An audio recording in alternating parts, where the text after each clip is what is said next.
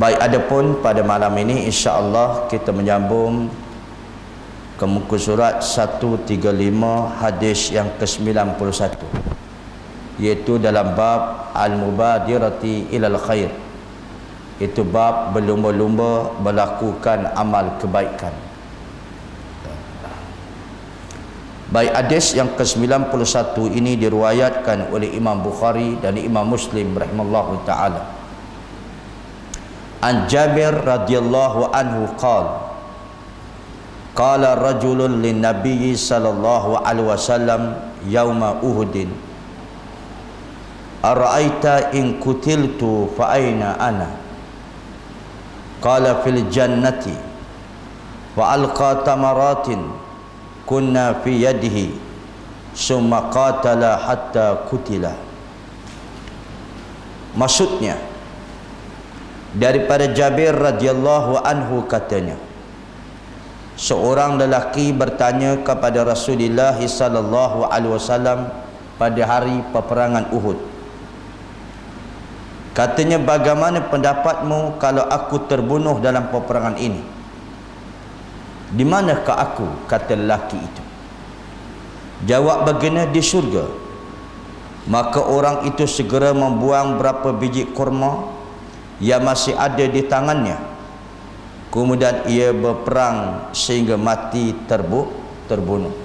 Baik, hadis riwayat Imam Bukhari dan Imam Muslim rahimallahu taala, dan Imam Nawawi mengambil hadis ini meletakkan dalam bab al-mubadirati ilal khair, iaitu bab berlumba-lumba berbuat kebaikan. Baik. Secara kepahaman umum kaum muslimin dan muslimat kalian, sudah tentulah yang dimaksudkan kebaikan di sini ialah mati syahid.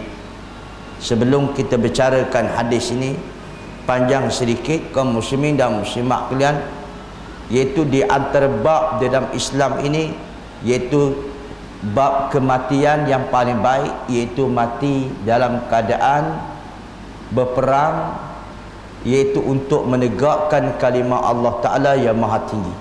Itu yang terbaik. Jadi lelaki ini kaum muslimin dan muslimat kalian, dia nak hidup dia mati dalam keadaan mati yang terbaik, maka dia berlumba untuk mengejar kematian itu. Maka itu sebab Al-Imam Nawawi rahimallahu ta'ala mengatakan bab al-mubadirati ilal khair, iaitu bab berlumba-lumba melakukan amal kebaikan. Okey. Itu secara kepahaman umum hadis ini. Jadi cuba kita lihat beberapa perkara yang boleh diambil daripada hadis Rasulullah sallallahu alaihi wasallam. Baik. Yang pertama, iaitu kita ambil bab hukum berperang, hukum berjihad. Kaum muslimin dan muslimat kalian, menjadi bersisihnya pendapat alim ulama hukum berjihad dengan peperangan ini. Adakah kaum muslimin dan muslimat kalian hukumnya fardu ain ataupun fardu kifayah? Maka di sini berlaku persisihan di kalangan alim ulama. Kuat sangat kot dia tarik suara.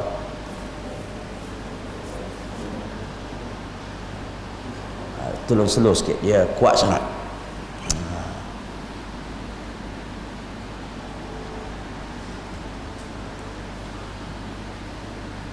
Okey ya. Dia kuat. Baik. Okey, cantik ya. Kaum muslimin dan muslimat kena. Boleh aja tu?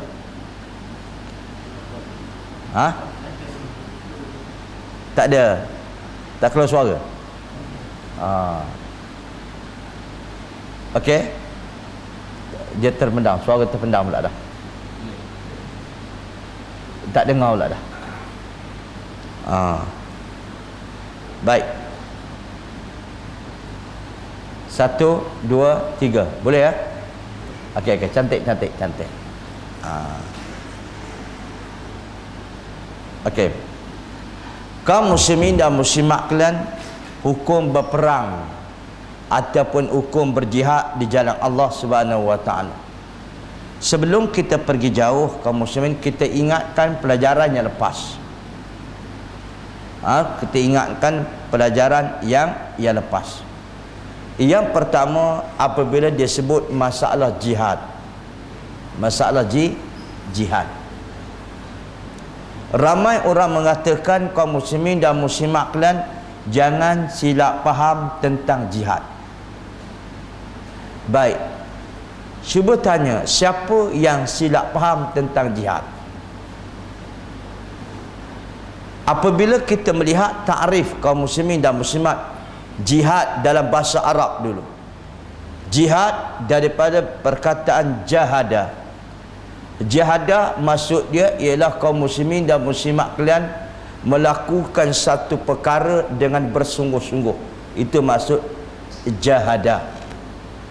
Timbul perkataan jihad. Jadi apabila kaum muslimin dan muslimat kalian disebut di dalam takrif untuk pengertian syarak apa makna jihad, iaitu jihad melakukan dengan bersungguh-sungguh untuk mentaati perintah Allah dan bersungguh-sungguh meninggalkan larangan Allah Ta'ala, maka itulah jihad.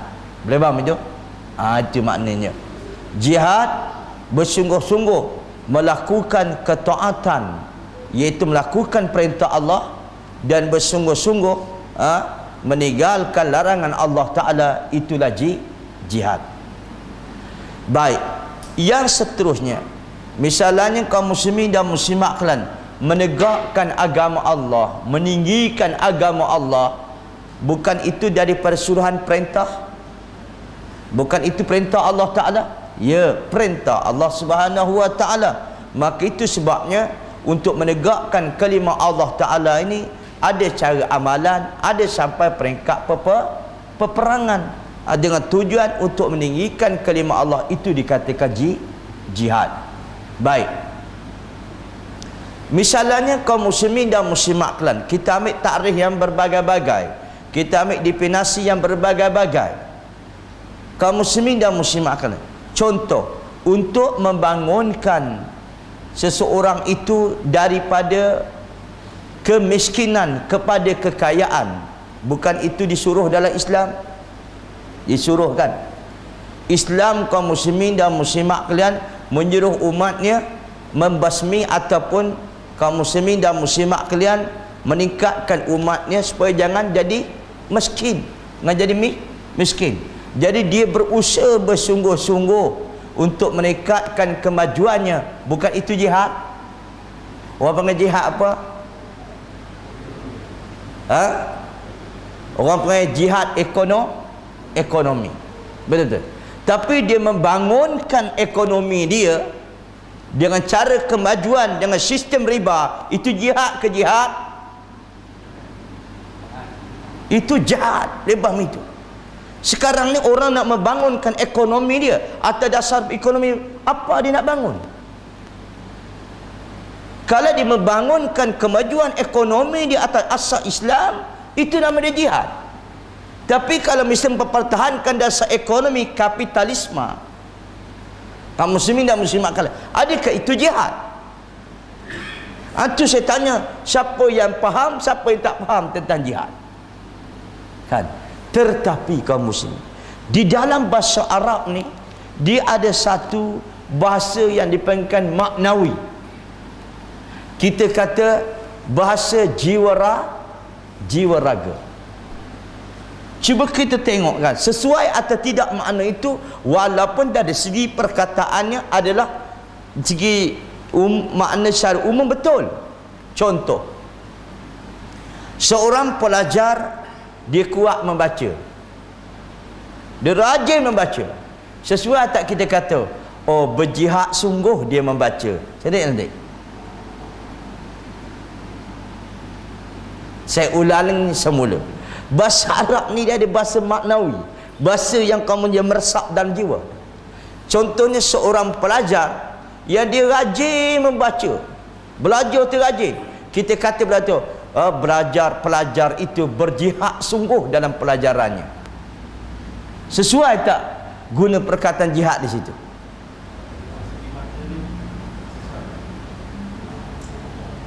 Segi maknanya ni betul, tapi segi perkataan kita nyata kita betul tak betul? Okey, kita ambil perkataan lain. Seorang isteri kaum muslimin dan muslimat, dia melayani anak dan suaminya. Dia bermasak dengan berbagai-bagai masakan. Lalu kita kata berjihad sungguh seorang isteri itu. Sesuai ke tidak? Walau segi maknanya betul, boleh faham tu? Tapi percakapan segi lafaz tu kena tak kena? Ganjil. Masa kurang kaum muslimin dan muslimat kalian, iaitu kurang sedap dah. Tuan, kurang sedap kita nak guna. Tu kan pelajar, dia baca rajinnya, berjihad sungguh belajar itu. Misalnya, seorang itu dia makan begitu banyak. Bersungguh-sungguh dia makan. Berjihad sungguh dia. Ada tak gitu? Ataupun kaum muslimin dan muslimat, seorang itu ada penyakit, lalu dia pantang untuk makan barang yang tertentu, lalu kita kata berjihad sungguh dia. Sesuai tak sesuai? Tidak sesuai. Tetapi apabila kaum muslimin dan muslimat kalian diletakkan makna orang itu berperang fisabilillah, kita kata jihad. Sedap tak sedap? Mana yang lambat sangat duk jawab ni kaum muslimin dan muslimat. Memang sedap lah. Itu makna dia. Kaum muslimin, kita tidak lari dan kita tidak menafikan benda itu adalah jihad. Tapi dia suruh meletakkan makna. Mulut kita sedap berkata, kaum muslimin dan muslimat kalian, sudah tentu tidak ya. Sudah tentu kita kata jihad itu difokuskan makna pada sedap. Itu perang fisabilillah dan tidak memungkirkan akan maknanya kaum muslimin apa jua perkara yang membawa kepada kesungguhan, ketaatan kepada Allah, meninggalkan larangan, itu adalah jihad. Baik. Kaum muslimin dan muslimat kalian, perkara berjihad menentang musuh di dalam Islam kaum muslimin, Al-Imam Ibn Qayyim mengatakan jihad itu terbagi kepada 4. Jihad dan perjuangan itu terbagi kepada 4. Ini kata Ibn Qayyim rahimallahu ta'ala, menghuraikan dalam kitabnya, iaitu Zadul Ma'ad. Yang pertama jihadun nafs, iaitu jihad menentang hawa nafsu. Ya, menentang hawa nafsu adalah sebagian jihad.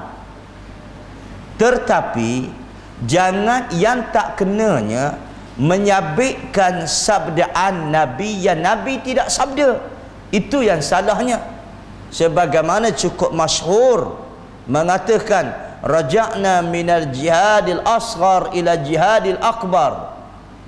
Apabila Rasulullah SAW balik daripada peperangan Uhud, perang Badar, balik ke Madinah, maka Nabi bersabda, kita kembali daripada perang yang kecil kepada perang yang besar. Para sahabat kan heran, ingatkan perang Badar perang besar, dan mereka bertanya, ya Rasulullah, apakah perang yang besar itu? Jihadun nafsu. Kalau kita gunakan itu sabda Nabi, maka itu adalah maudhu'. Itu hadisun maudhu' yang dikatakan oleh Ibnu Katsir. Boleh faham tu? Tak boleh kita menyabitkan bahawa Nabi mengatakan bahawa jihad yang paling besar ialah jihad menentang hawa nafsu. Kalau kita mengatakan itu Nabi kata, itu silap. Itu silap. Itu bukan itu bukan hadis. Tetapi kita tidak boleh juga menafikan bahawa sesungguhnya dalam bab jihad itu ada jihad hawa nafsu. Boleh faham itu? Dalam bab jihad ada jihad hawa nafsu. Tapi jangan kita mengatakan bahawa jihad hawa nafsu itu lebih besar daripada jihad peperangan ini. Siapa kata? Nabi kata. Hak tu yang tak betulnya. Kerana mensabitkan atau menyandarkan kepada Nabi SAW, sedangkan Nabi tidak berkata demikian. Tetapi tak dapat ditolak bahawa jihad hawa nafsu itu ada. Memang itu yang paling susah untuk dilawani atau paling susah untuk diatasi. Baik, yang kedua, Yang kedua, jihad kata Ibn Qayyim iaitu menentang syaitan. Jihad tu ada 4 tingkatan. Jihad menentang syaitan. Baik. Yang ketiga ialah jihad menentang orang-orang munafik. Menentang orang munafik. Jihad menentang orang munafik ini dengan hujah kata Ibn Qayyim. Dan yang keseterusnya ialah jihad menentang orang musyrik, iaitu orang musyrik yang menunjukkan sifat keegoannya dan terang melawan Islam. Itu jihad mereka. Itu jihad ada 4 tingkatan. Baik, sekarang kita kembali kepada hadis Rasulullah sallallahu alaihi wasallam, iaitu berlaku dan rintikan peperangan. Ada satu peperangan ialah peperangan Uhud. Semua orang tahu kan peperangan ini, iaitu peperangan yang segi zahirnya kaum muslimin dan muslimat, orang Islam kalah teruk dalam peperangan itu. Bayangkanlah kalau kita baca pendapat ahli sejarah, orang musyrik kaum muslimin ketika itu 3,000 orang. Tentera Islam ada 1,000 lawan 3,000. Jadi kalau nisbah seorang lawan 3 lah, kaum muslimin dan muslimat lah. Baik, dah lah 1,000.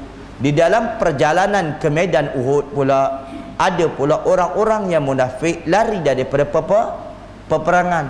Ada setengah sejarah mengatakan 500 orang, ada setengah sejarah mengatakan 300 orang. Kalau 1,000 tolak 300 tinggal berapa? 700 orang kaum muslimin dan muslimat kalian. Tapi kaum muslimin dan muslimat kalian, walaupun 300, walaupun 700, walaupun 500 kaum muslimin dan muslimat kalian, iaitu pertolongan Allah Subhanahu wa taala, itu tetap ada. Tapi nak memenuhi syarat. Tapi seorang kaum muslimin dan muslimat kalian yang bernama Syekh Mubarak Furi. Kenal tak Syekh Mubarak Furi ni? Syekh Mubarak Furi ni seorang muhadis di benua India yang mengarang kitab Tuhfatul Akhwazi, syarah kepada Al-Imam Murtamizi, dan mengarang kitab sejarahnya yang bernama Rahiq Maktum. Dia kata apa? Dia kata sebenarnya dia ada sebab-sebab kekalahannya kerana mereka tinggalkan ataupun kaum muslimin dan muslimat kalian pesanan Nabi sallallahu alaihi wasallam. Kan Nabi kata dalam perang Uhud dengan jangan siapa-siapa tinggal tempat bukit ini, di tempat strategi. Jangan siapa-siapa tinggal. Tetapi kaum muslimin dan muslimat kan apakan daya, ada tinggal mereka lupakan, mengingkar akan janji Nabi sallallahu alaihi wasallam. Itu sebabnya Tuhan mengajar mendapat kekalahan, satu pengajaran kepada para sahabat dulu. Boleh faham itu? Jadi dalam perang Uhud ni kaum muslimin dan muslimat kalian ada seorang lelaki kata, nanti saya nak kata al-mubadiratu ilal khair, ya Rasulullah. Baik, sebelum tu kaum muslimin dan muslimat kalian, saya lupa tadi, apa hukum jihad, fardu ain atau fardu kifayah? Tadi kan pergi meraya ke lain, lupa dah hukum. Tuan-tuan pun lupa sama. Kamu galik dia dengan cerita. Jadi dalam masalah ini kaum muslimin dan muslimat kalian, ulama berselisih. Ada mengatakan fardu kifayah dan ada mengatakan fardu ain. Jadi kaum muslimin dan muslimat kalian, di dalam bab ini, iaitu pendapat ulama yang ketiga mengatakan, tengok, ada peperangan itu fardu ain dan ada juga menjadi fardu kifayah. Ada bab fardu ain dan ada bab yang kadang-kadang jatuh fardu kifayah. Bagaimana ya? Contoh, kita buat contoh. Ini fatwa yang dinyatakan Syekh Muhammad Abdullah Azam, Dr. Abdullah Azam. Saya buat contoh yang mana kadang-kadang menjadi fardu ain, kadang-kadang menjadi fardu kifayah. Contoh dia kata, apabila Rusia masuk Afghan, betul tak betul tu? Afghan ni ada tak tentera dia? Ada kan tentera dia? yang dilantik oleh kerajaan. Dan ada tak rakyat dia? Ada. Di masa Rusia perang Afghan, maka ketika tu tentera Afghan jadi fardu ain berperang. Ya rakyat jadi apa? Rakyat jadi apa? Rakyat jadi fardu kifayah sebab sudah ada tentera. Dikalau sekiranya tentera tu tak mampu untuk menampung peperangan itu, maka rakyat jadi fardu, daripada kifayah jadi fardu apa? Jadi fardu ain. Sebab apa? Sebab dia kata Dr. Abdul Hazam, dia kata sebab tentera tak mampu dah, maka rakyat jadi fardu kifayah bertukar menjadi fardu ain. Boleh faham itu? Itu dia. Tapi akhirnya ramai rakyat Afghanistan jadi pelarian. Siapa yang lari? Siapa yang lari? Yang larinya ramai orang muda-muda yang lari.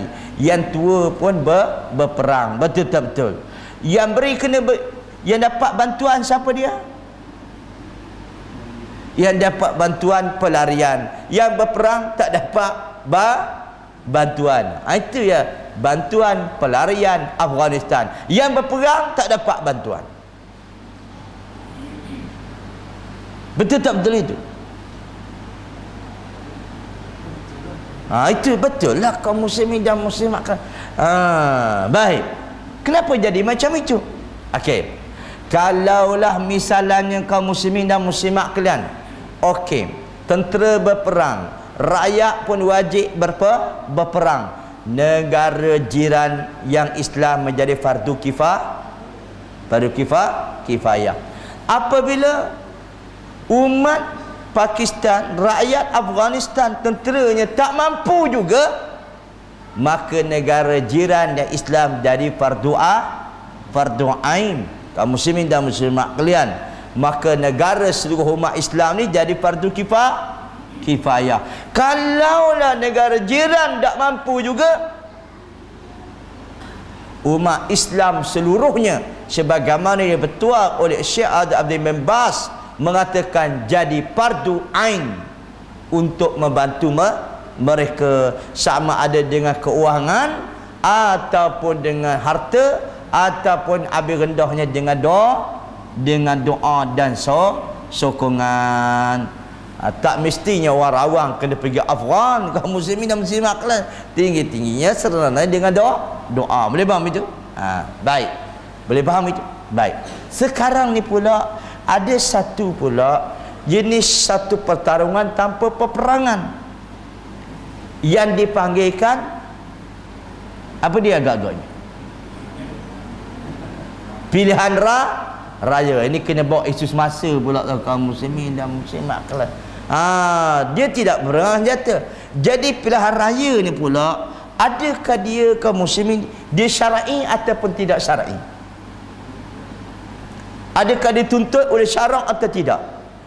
Maka terbagilah alim ulama kaum muslimin bermacam-macam bagi. Katanya pilihan raya bukan sunnah, tak pernah berlaku zaman Rasulullah sallallahu alaihi wasallam, maka itu tak perlu masuk kerana dia bukan sunnah. Ada pendapat semacam itu. Maka jadi jawab, ya, tidak ada pilihan raya zaman Nabi sallallahu alaihi wasallam. Tetapi kalau sekiranya diambil pilihan raya itu jalan sementara, kalau tidak ambil, maka sesungguhnya akan menjadi satu perkara yang lebih mudarat daripada itu. Pernah tak Rasulullah sallallahu alaihi wasallam mengambil sistem kafir untuk jalan sementara untuk faedah Islam? Ada ke tak ada? Tanya balik.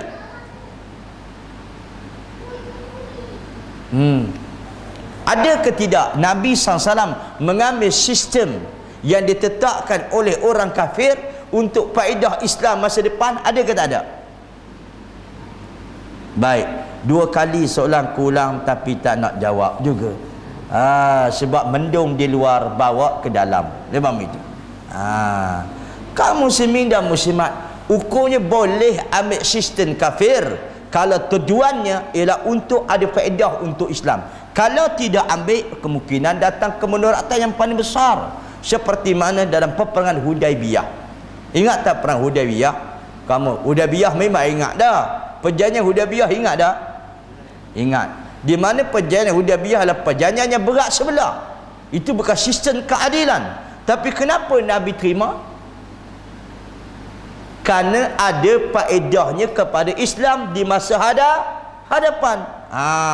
Begitu juga dalam konteks pelahan raya ini. Walaupun tak pernah berlaku zaman Nabi, tetapi boleh tak ambil untuk faedah Islam? Boleh. Maka dalam bentuk pelahan raya ni kaum muslimin, dia fardu kifayah ke fardu ain? Itu dia. Dia fardu ain. Sebabnya ialah pelahan raya kaum muslimin berhajatkan pada kuasa majoriti. Dia bukan masalah perang menang atau kalah. Dia masalah berhajat pada kuasa majoriti.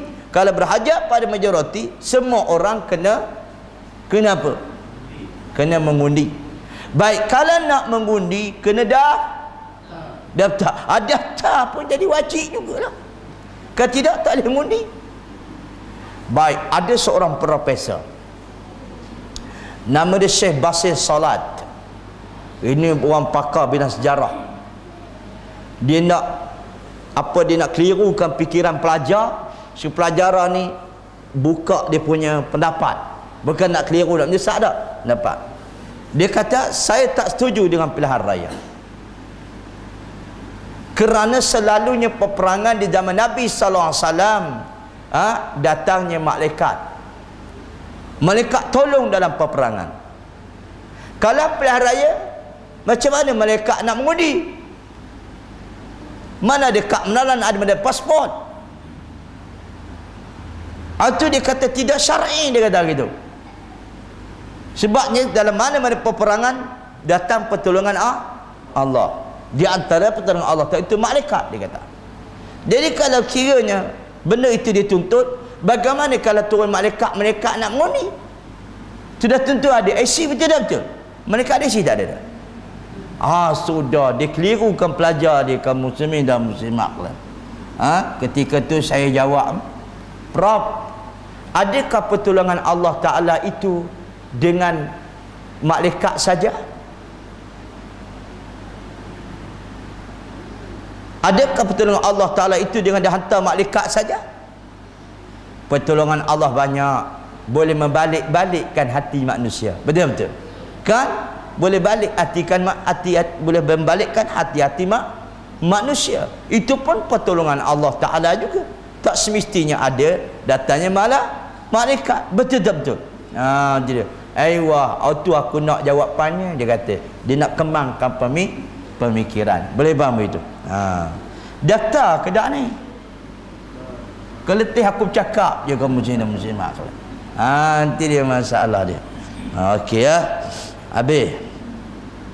Kata orang, dia beri kita 500, dia hentam pula 400,000. Wah, ni jadi begitu.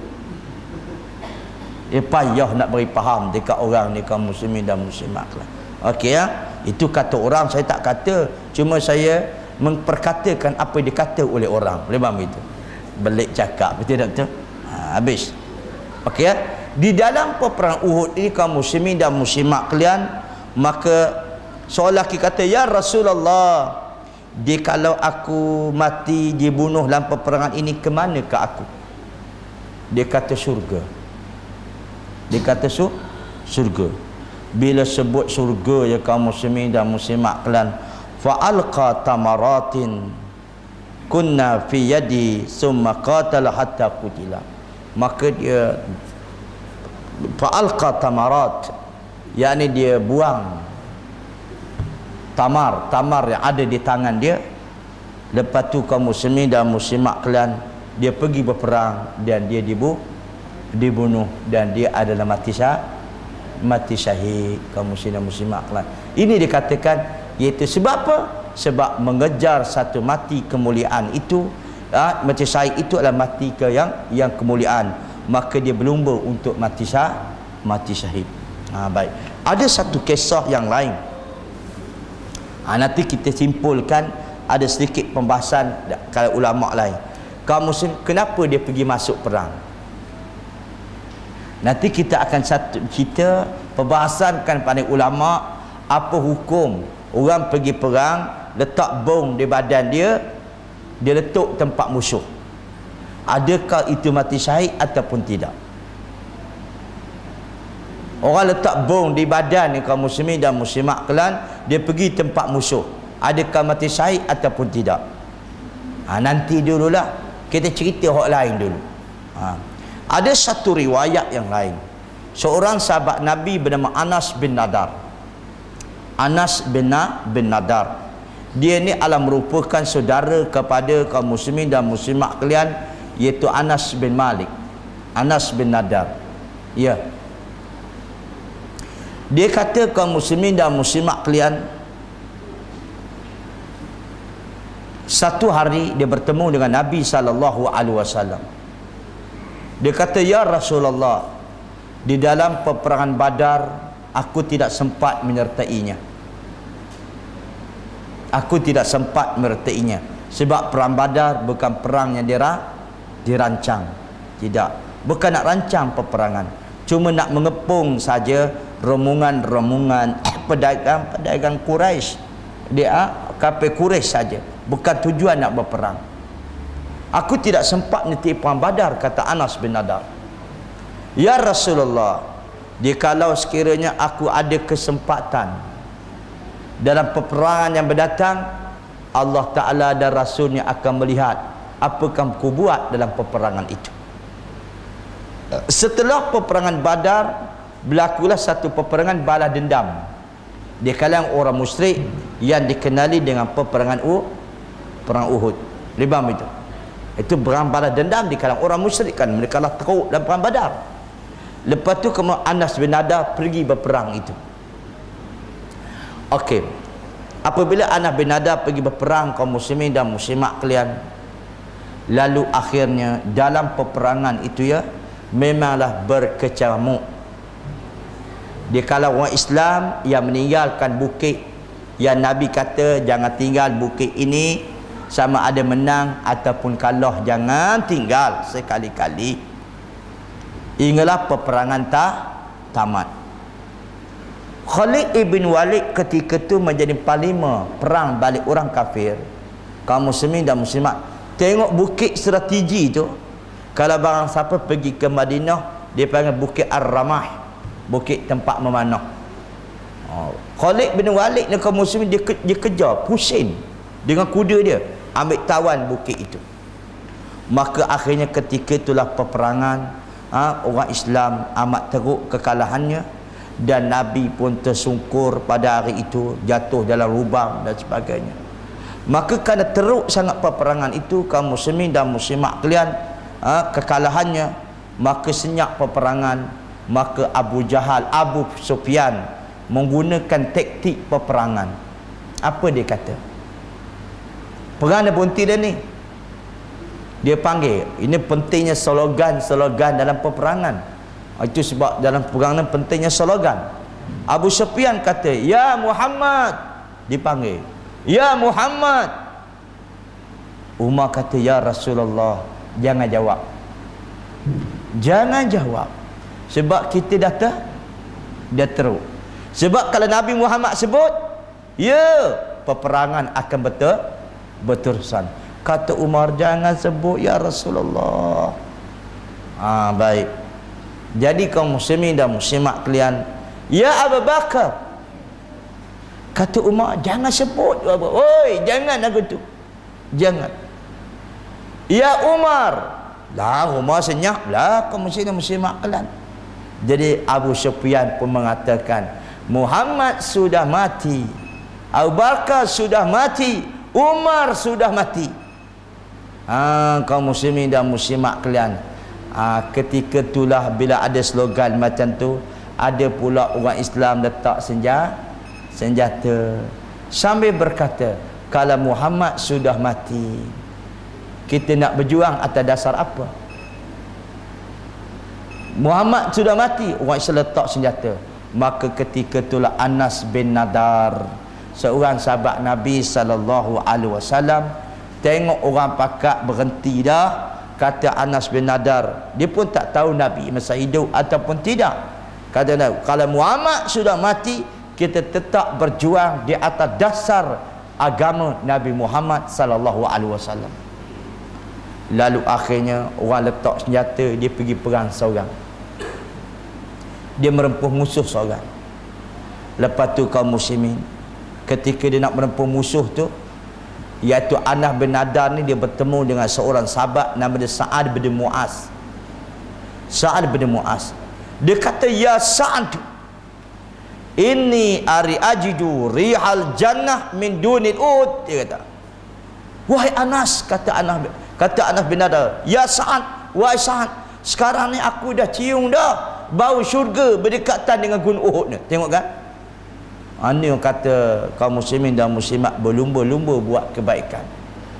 Lalu bila cium bau syurga dekat gunung Uhud kaum muslimin, lalu Anas pun merempuh musuh. Dia membunuh dan akhirnya dia dibunuh. Akhirnya orang musyrik pakat balik, patah balik kaum muslimin dan muslimat kalian, kerana ingatkan Muhammad sudah wafat. Setelah mana peperangan selesai, tidak ada siapa yang boleh mengenali akan mayat Anas bin Nadar ini kecuali dengan saudara perempuannya. Kenal dengan jari kelingking dia kaum muslimin, kerana terdapat 80 tetapan pedang dari tu badan Anas bin Nadar. Kalau 80 jadi warna 17 pun dah hancur dah, apakah lagi 80 kaum muslim dan muslimat kalian. Maka kata Anas bin Malik, aku rasa ayat ini turun kepada Anas bin Nadar. Apa ayat dia? Kaum muslimin dan muslimat kalian, di kalangan orang beriman itu ada yang purnakan janji mereka kepada Allah Ta'ala, dan ada mereka yang masih menunggu janji Allah Ta'ala. Baik, itu di antara ayatnya. Maka itu sebabnya, kerana apa ya? Kerana dalam bab ini kaum muslimin dan muslimat kalian, mereka berlumba nak buat baik. Jadi kalau merempuh musuh ni, Anas bin Nadar kan, dia seorang tak? Dia seorang. Jadi bila dia merempuh musuh tu, bukan itu ada pembunuhan?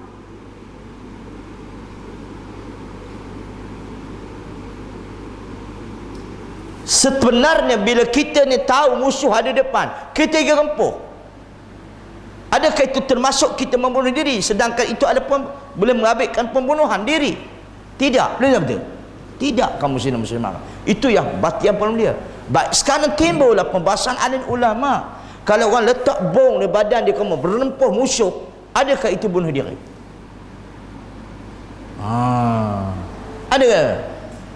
Tetapi di sini adalah berbagai-bagai pendapat yang tak alim ulama pun nak beri pendapat. Betul. Yang tidak alim ulama pun nak beri pendapat, nak beri fatwa. Ada mereka mengatakan tidak, dia tidak mati syahid, dia tak mati perang, dia ada bunuh diri, mati katak saja. Itu dia. Yang beri fatwa itu ialah Syekh Mufti Dr. Mahathir Mohamad. Dia pun nak gatal mulut nak beri fatwa. Kaum muslimin muslimat kalian, bukan bidang dia.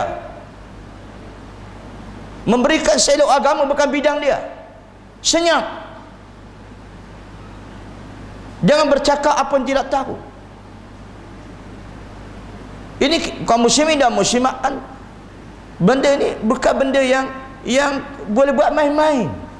Sampai dia pernah kata hudud tidak ada dalam Quran, itu adalah permasalahan ulama fiqh saja. Kenapa dia kata begitu? Kenapa dia pandai-pandai, bukan bidang dia dan bidang agama ini? Astaghfirullahalazim. Dan kenapa ulama senyap dalam perkatakan demikian? Betul tak betul? Habis. Nampaknya tidak bersetuju, muram sahaja. Enggak macam ni. Baik, Al-Qardawi, Syekh Ahmad Al-Ghazali, kalau sekiranya itu adalah tempat sasaran musuh, Orang yang pakai bom tu memang tempat itu adalah sasaran musuh. Macam Israel, tempat sasaran musuh. Dia letak bom di badan dia, kaum muslim dan muslimat kelak untuk menghapuskan musuh. Itu tidak masuk bunuh diri. Seperti mana orang yang menerjunkan diri dalam peperangan juga. Belebam itu. Itu tidak bunuh diri. Walaupun ada sebagiannya mengatakan bunuh diri. Ini kaum muslimin dan muslimat. Tapi Yusuf Al-Qaradawi kata tidak. Syekh Ahmad Ghazali kata tidak, kerana dia pandai. Tapi kalau sekiranya kaum muslimin, itu sebab dalam peperangan ni ada tak ada adab dia? Ada adab dia. Pertama, jangan bunuh kanak-kanak. Betul tak? Yang keduanya, jangan bunuh orang perempuan dan orang-orang tua. Dan yang seterusnya, jangan meruntuhkan rumah-rumah ibadat mereka.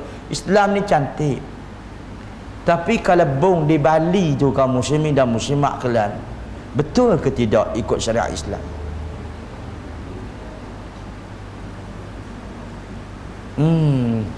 Aku puas dah cerita ke hulu dan ke hilir, memberi ibarat. Boleh tak kaum muslimin dan duduk di hotel, itu kaum muslimin dan muslimat kan, di kalangan kanak-kanak ada, di kalangan perempuan itu ada kaum muslimin. Bom, adakah itu boleh dalam Islam atau tidak? Saya tak setuju tu. Adakah mereka kanak-kanak orang tua yang mati di Bali itu, mereka menentang Islam cara terang-terangan? Tak ada. Kalau nak marah ke bos, pergi jumpa bos lah. Jangan membunuh kanak-kanak. Islam larang dalam bab itu. Kaum muslimin dan muslimat, mereka tu daripada orang American, dan mereka tu daripada Australia ni tentang Islam, tapi tidak boleh bunuh orang ramai. Tidak boleh dalam Islam dalam bab itu. Sebab Islam melarang bunuh kanak-kanak, orang perempuan, orang tua, dan juga untuk kamu ibadat mereka pun tidak boleh. Itu dia. Macam mana ya? Susah juga kaum muslimin dan muslimat kan dalam bab itu. Itu tak boleh lah, kan nak bom diri tak boleh, ada masalah itu kaum muslimin dan muslimat kan. Okey? Itu dia. Walaupun ada jamaatul ulama kata fatwa boleh kaum muslim itu, dia katalah berapa. Tapi kita prinsip Islam memang tidak boleh dalam masa itu. Rakyat tak salah, yang salah siapa dia? Itu dia. Kalau berasa nak bunuh pemimpin yang mereka itu, adalah alasan sedikit, betul ada alasan. Ini membunuh orang ramai, itu bukan alasan dari sudut syarak. Boleh faham tu? Kalaulah betul. Tapi saya rasa takut benda itu tidak betul, cuma dia buat, maka orang Islam yang kena, sedangkan yang buat ni mereka juga. Betul tak betul?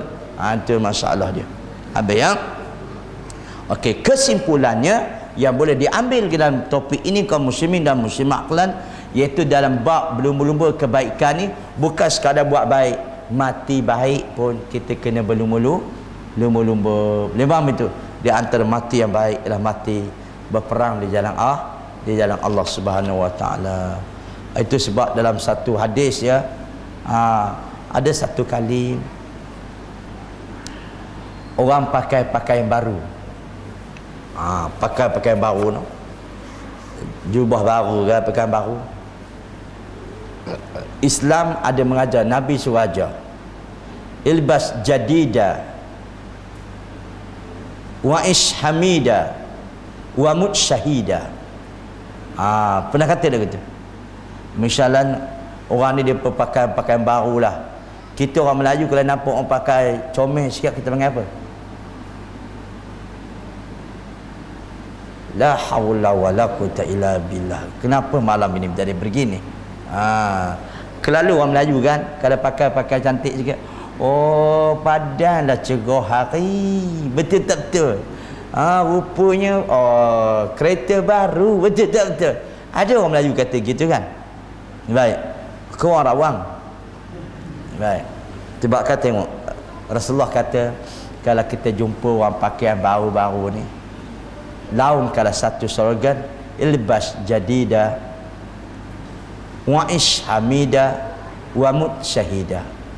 Pakailah pakaian baru, hiduplah dengan wa'ish hamida, hiduplah dengan sifat kepujian, wa mut syahida, matilah mati syahid. Itu dia kalau Nabi gunakan benda tu baik, berlumba kita mengatakan ucapan itu.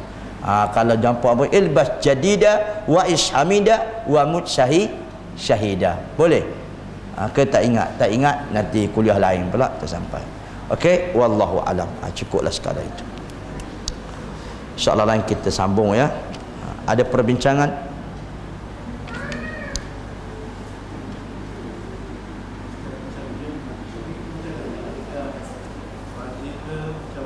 Apa dah?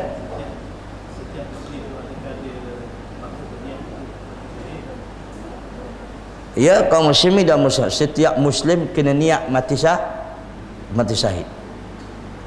Itu dia. Barang siapa yang dia tak ada niat nak mati syahid, kaum muslim, seolah-olah dia mati seperti mati jahiliyah. Kita mati kena niat, dan mati aku nak mati syahid menegakkan Islam. Jangan tidak niat begitu. Dia. Baik.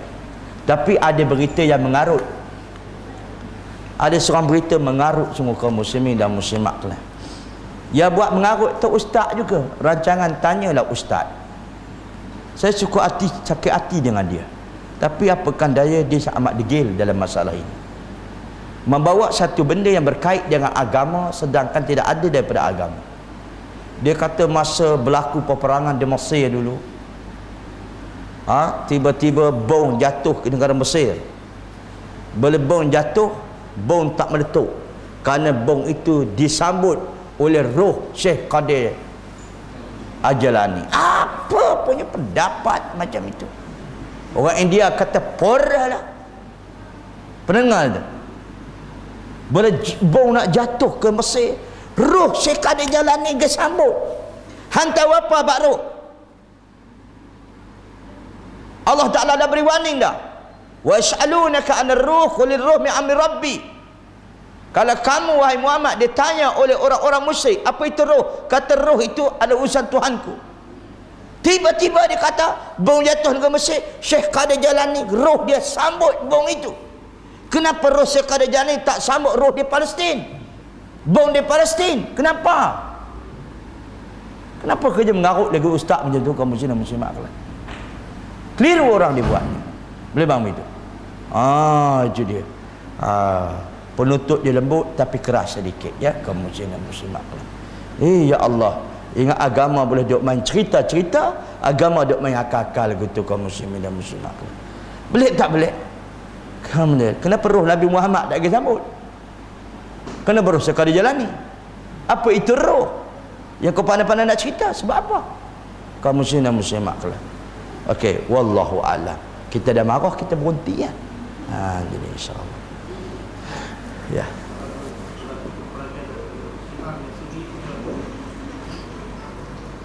Syiah dengan Sunni, kaum muslimin dan muslimat kalian, peperangan dia tetap berlaku. Kerana perkara yang batil, dia tidak akan boleh bersatu dengan perkara yang hak. Perkara yang hak juga tidak akan bersatu dengan perkara yang batil. Di antara Syiah dengan Sunni, kaum muslimin dan muslimat kalian, di dalam permasalahan ini, adakah peperangan itu dikatakan jihad juga? Ya, dikatakan jihad. Kecuali kalau sekiranya peperangan saudara yang Syiah itu adalah Syiah yang diiktiraf oleh Ahli Sunnah wal Jamaah. Tapi mana-mana Syiah yang mengkafirkan para sahabat, kaum muslimin dan muslimat kalian, kalau peperangan itu merupakan jihad. Itu dia. Banyak yang mengkafirkan para sahabat kaum muslimin dan muslimat dalam bab itu. Kita kalau walaupun ada persahabat yang nampak cukup, kata Hasan Basri, apabila ditanya oleh orang, manakah benar Muawiyah dengan Hasan Sayyidina Ali, apa kata Hasan Basri? Aku tidak tahu, mereka sudah wafat, meninggal dunia, dan aku tidak berada pada zaman itu. Kenapa? Takut kalau kata begini, takut ni termasuk cerca kepada para sahabat. Sampai orang zaman sekarang mengkafirkan para sahabat begitu banyak. Barang siapa kafir pada saat berdebat, perang dia adalah jihad. Jadi wallahu a'lam. InsyaAllah kita sambung. Dah 3 kali dah wallahu a'lam kamu semua.